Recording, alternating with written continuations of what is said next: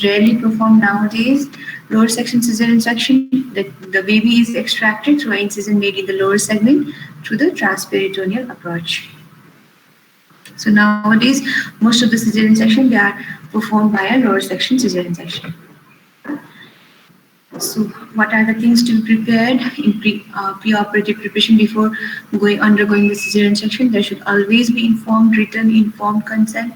The fetal heart sound should be checked before giving the anesthesia as well. The neonatologist should be made available.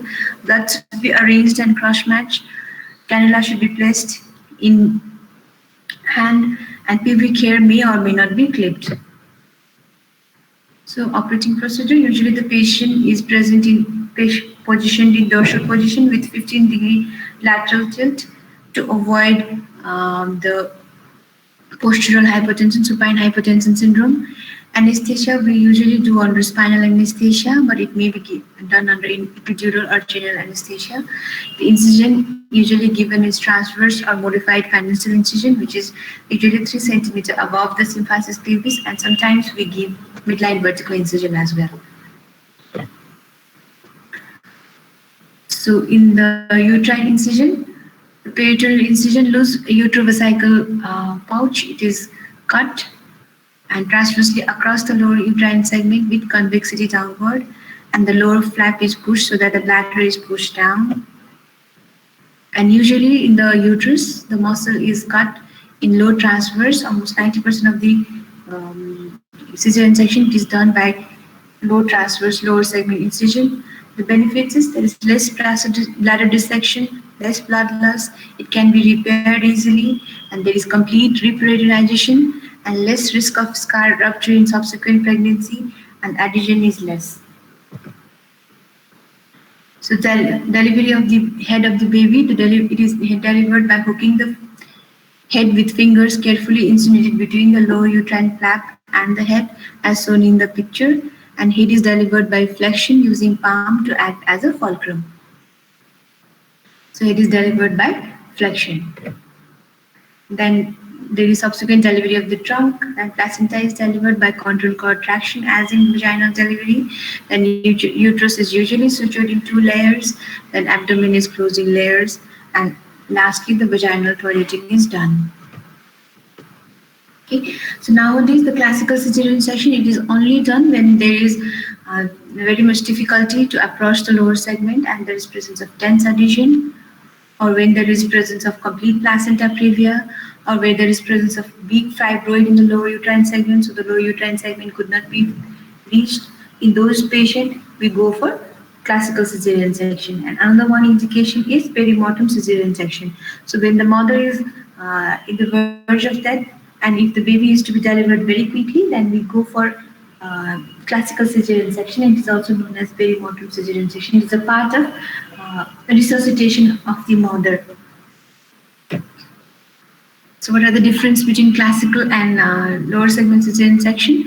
Lower segment cesarean section is technically difficult. There is less blood loss. There is perfect apposition, perfect peritonization with less hemorrhage and less adhesions. But in classical cesarean section, it is relatively easy to do, but there is more of blood loss. Perfect apposition cannot be achieved, and the perfect peritonization is not possible, but it is safer in placenta previa and in case of transverse lag. Post-operatively, there may be more chances of adhesion and more of hemorrhage.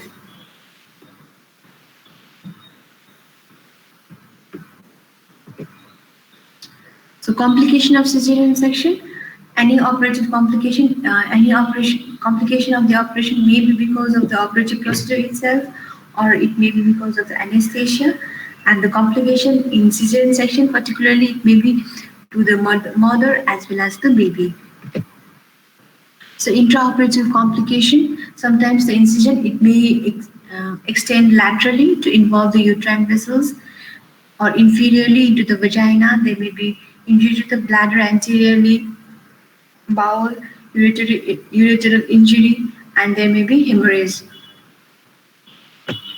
Post-operative complication, there may be immediate and remote.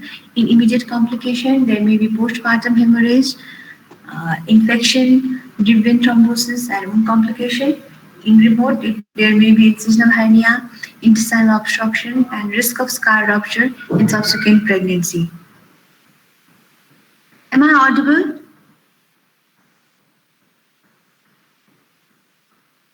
Yes, ma'am. So fetal complication, there may be iatrogenic prematurity and respiratory distress syndrome. Sometimes there may be accidental injury, scalpel injury to the baby as well. Ma'am, iatrogenic prematurity one, eh? Sorry? Ma'am, what does iatrogenic prematurity mean? Iatrogenic prematurity means sometimes we may have to deliver the baby before the term, like before 36, 37 weeks, because of various indications. So that may be one of the complications of cesarean section. Thank you, ma'am.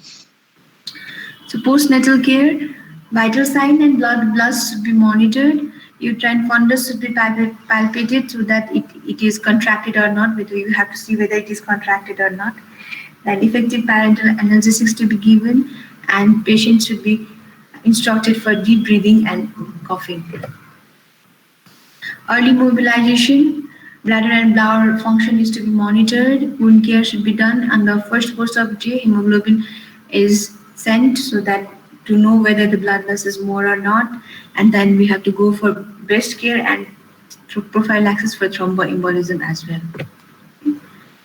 So in subsequent pregnancy, in this pregnancy, we have undergone cesarean section. Then in subsequent pregnancy, the mode of delivery is determined according to the patient's will and indication of cesarean section in this pregnancy. Okay, so VBAC is vaginal birth after cesarean section. The person has undergone cesarean section in this pregnancy, and in subsequent pregnancy, whether we can go for vaginal birth or not. So criteria of vaginal birth after cesarean section is patient must agree to the procedure. Single most important thing is patient must agree to the procedure, and in previous cesarean there should be low transverse uterine incision. If there is classical cesarean section, then we cannot go for vaginal birth after cesarean section. And non-recurrent cause of previous CS, like non-recurrent cause means if there is malpresentation is the cause of cesarean section in this pregnancy, then the patient may undergo a vaginal birth in subsequent pregnancy. These are the non-recurrent cause. Recurrent causes, placenta cesarean, central placenta previa. If there is obstruction in the lower uterine segment, those are the recurrent cause. So those patients cannot go vaginal birth in subsequent pregnancy. So if the baby is not that big, there is no macrosomia, no malposition, no multiple pregnancy, then that patient may undergo vaginal birth after cesarean section. Contraindication of VBAC is previous classical cesarean section. Previously, the patient had 2 or more previous cesarean delivery, and previous other uterine surgery like myomectomy, in myomectomy in which the endometrial cavity is opened, or there is previous history of scar rupture, or if there is presence of placenta previa or transverse line, then the patient cannot go vaginal birth after cesarean section. Okay. So as I have said earlier that the incidence of cesarean section has increased nowadays. So what are the measures which we can take to decrease the incidence of cesarean section? Can anybody tell me?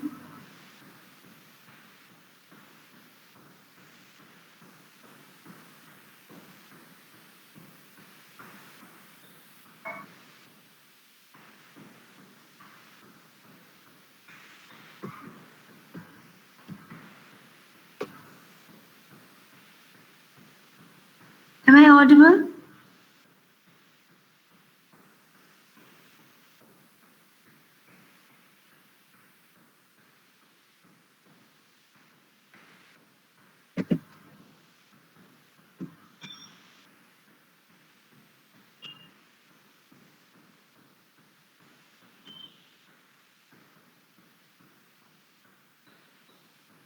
Sadisha, can you tell me?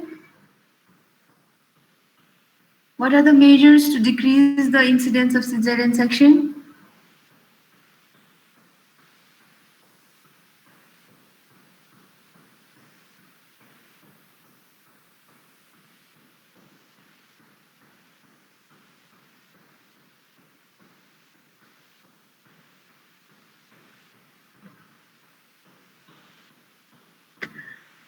Okay, conduct of labor in cesarean and subsequent pregnancy, like in case of vaginal birth after cesarean. So it is similar to the conduct of normal labor, but you have to be more vigilant. You have to observe for the progress of labor, fetal well-being, maternal well-being, and what is this? How much the patient is dilated. Labor may or may not be augmented. Epidural and other analgesics may be used. Hospital, there should be mandatory hospital delivery, and there should be blood, operating room 24 hours operating, neonatal resuscitation should be available, anesthesia and surgical personnel should be available 24 hours, and decision to delivery if the cesarean section is indicated in this pregnancy while undergoing VBAC, then it should be available within 30 minutes. Okay. So nobody is answering my question.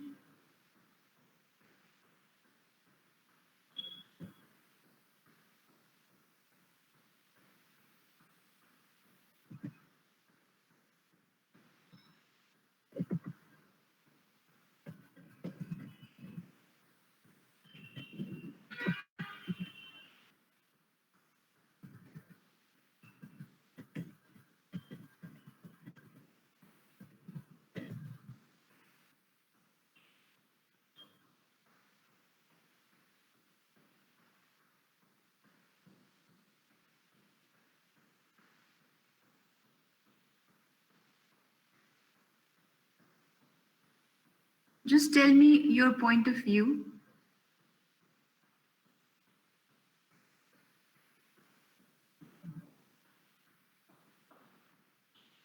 Am I not audible to you?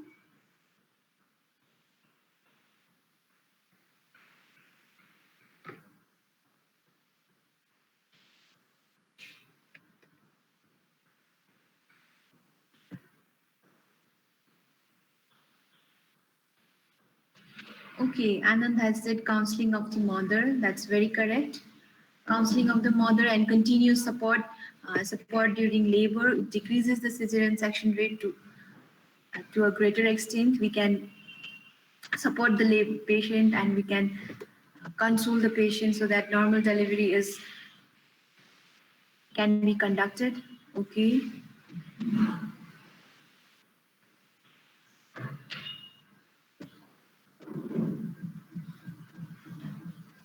Less intervention, we can allow the patient to progress normally. So less intervention is also one of the um, procedure that we can go on to decrease the incidence of cesarean section.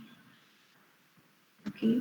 Another one is increased use of the instrumental delivery, like vacuum and forceps in second stage, so that we can decrease the incidence of cesarean section in second stage. And most of all, we can go for vaginal birth after cesarean section. Subsequent pregnancy, we can allow the patient to undergo vaginal birth as well. So these are the measures that we can take to decrease the incidence of cesarean section.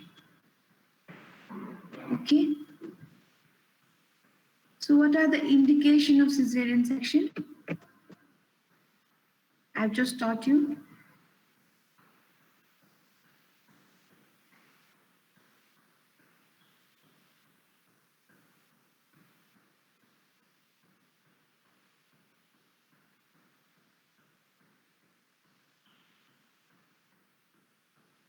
Okay.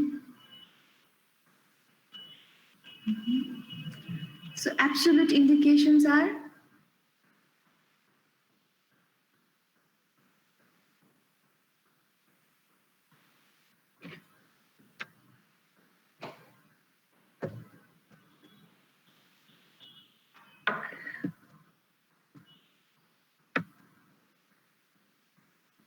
okay.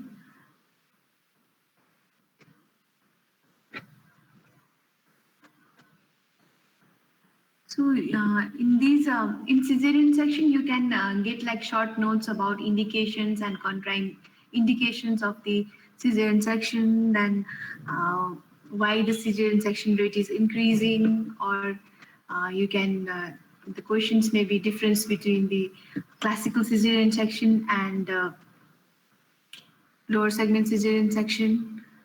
Okay.